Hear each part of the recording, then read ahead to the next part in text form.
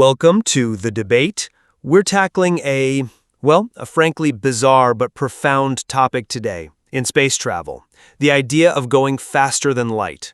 Recent work has tried to fix the most famous flaw in the Alcubierre warp drive, suggesting the need for so-called exotic matter might be a thing of the past. Right, so we're looking at these new warp drive geometries, specifically the work around hyperfast solitones, and the pretty significant disagreement among experts about whether any of it is physically viable. Exactly. Which brings us to our central question for today.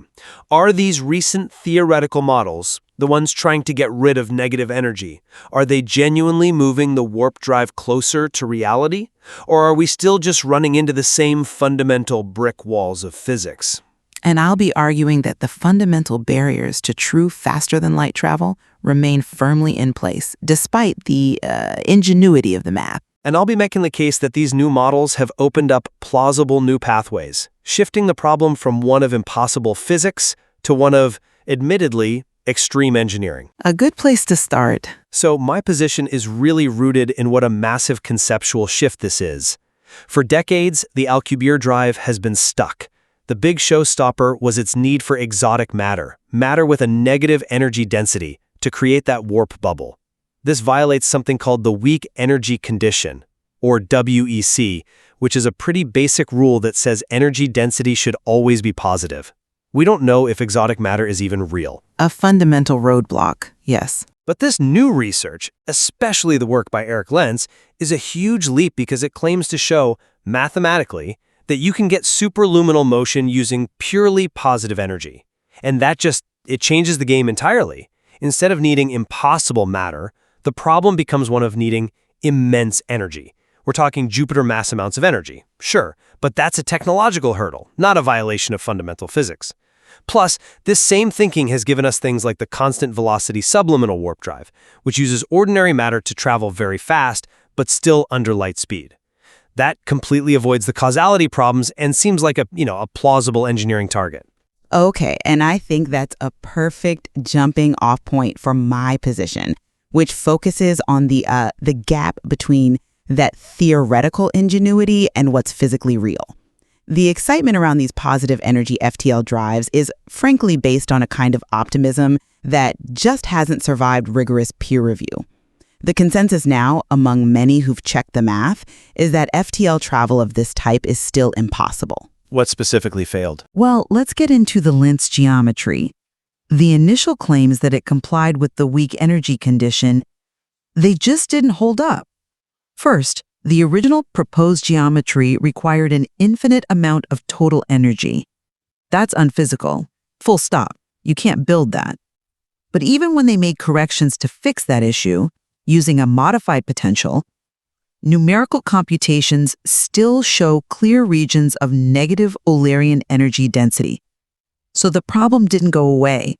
The breakthrough just traded one impossible requirement for another, either infinite energy, or you still need pockets of negative energy, or you need some other impossible thing, like a plasma already moving faster than light just to get the process started. The barriers persist. Okay, let's dig into that, the mathematical integrity. I absolutely acknowledge there were challenges and necessary corrections. The infinite energy problem in the initial geometry was a real issue, but I think dismissing the whole approach because of errors in the first draft it's missing the forest for the trees. The key insight was that you could use a specific kind of hyperbolic potential to create the spacetime distortion you need. That framework is still viable. The modified version of that potential does satisfy the equations, and it does have finite energy. But it has negative energy regions. Argument is that those might just be an artifact of the specific, simple geometry they chose for the source, a rhombus or a rectangle. It's entirely possible that tweaking the shape of the source, making it more complex, could smooth out or eliminate those regions entirely. We're in a domain of incredibly complex, nonlinear math here. To me, it's a frontier worth exploring, not a dead end. I have to insist that those small, localized regions are precisely the problem. They are what violates the weak energy condition. You can't just smooth them away with math if the geometry itself fundamentally requires them. When we talk about WEC, we're talking about what a local observer measures. If any observer anywhere measures negative energy density, the condition is violated. It doesn't matter how much positive energy you have next door. And this brings us to the no-go theorems, which mathematically prove that certain types of warp drives, like the Nestereo drives, must violate the WEC. It's a basic consequence of the solution. The total energy for these drives integrates to zero, which means if you have positive energy, you must have negative energy somewhere else to balance it out. It's not a bug. It's a feature of the mathematics. And this is exactly where the conversation needs to pivot. If we accept those mathematical constraints for FTL, then maybe pure FTL isn't the right goal to begin with. You know the old saying, in general relativity, you can pick 2 out of 3, relativity, causality, or faster than light. We can't violate causality. That leads to time travel paradoxes. So FTL itself is the problem. I would agree with that. This is why the constant velocity subluminal warp drive is the real breakthrough here. It uses the same physics of space-time distortion, but it's capped below the speed of light. Because it's subluminal, it preserves causality. It avoids all the no-go theorems tied to FTL, and it lets you achieve, say, 99% of the speed of light with ordinary matter. That's a phenomenal leap. This moves the warp drive from philosophical impossibility into the realm of extreme but maybe, just maybe, conceivable engineering. I appreciate the pragmatic shift to subluminal. It is a much more grounded discussion. But we have to be honest about the limitations there too. The conceivable engineering pathway is, well, it's hobbled by a huge practical problem the original authors themselves pointed out: acceleration. The model is a static solution. It describes the warp bubble after it's already moving at 99% light speed. Okay. But how do you get it there? How do you turn it on and accelerate it from a standstill up to that velocity without violating the WEC during that acceleration phase? That is an enormous, completely unsolved problem. So without a solution for acceleration, the model it's mathematically interesting for sure, but practically useless for launching a starship from Earth. That's a fair challenge. The dynamic initiation of the field is the next great hurdle. But I would frame the value of this research differently. It's not just about finding a turnkey solution right now. It's about defining the absolute boundary conditions of general relativity.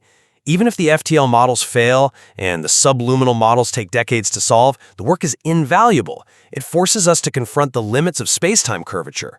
The fact that the math tells us where the negative energy must exist allows future physicists to target those specific geometric configurations and try to design around them.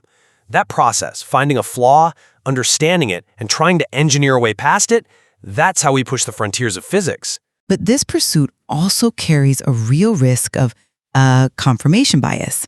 We keep looking for mathematical loopholes that more rigorous analysis consistently closes. The reanalysis shows that the core claim FTL with only positive energy was fundamentally incorrect. Continuing to chase these ideas that break established physics, it risks becoming like, republishing recipes for perpetual motion machines. The focus becomes the sensational claim, not the validated breakthrough. And while exploring boundaries is valuable, we should be prioritizing propulsion methods that we know respect tested physical laws. The failure of this positive energy FTL model isn't a stepping stone. It's a reinforcement that the speed of light is a very, very robust limit. To summarize my position, then, we've shown that the core theoretical need for exotic matter has been successfully challenged. New models show a path forward using positive energy sources, even if the first attempts were flawed. This puts the idea of warp drives, especially powerful causality-preserving subluminal drives, on much firmer theoretical ground. The energy requirements are immense. The acceleration is a huge problem, yes, but the mathematics is evolving. The fundamental constraints are being productively challenged. And my summary is that, while the mathematics is fascinating, the rigorous analysis holds. The Lentz geometry, even when corrected, still violates the weak energy condition. The deep conflict between superluminal travel and causality remains an irreducible flaw in any FTL solution from general relativity. Warp drives are a powerful tool for exploring the limits of physics, absolutely. But their actual realization appears to be profoundly constrained by the core principles that protect the cosmic speed limit. A thoughtful exchange on a concept that truly pushes the boundaries of what we think is possible. We'll leave it to you, the listener, to weigh the evidence presented on whether the warp drive is science or science fiction. You've been listening to The Debate, part of Lee Podcast Do Philippe. If you appreciate this kind of rigorous analysis, please share this discussion. It really helps us grow, and we're trying to reach our goal of 2,000 subscribers. Thank you, and we look forward to next time.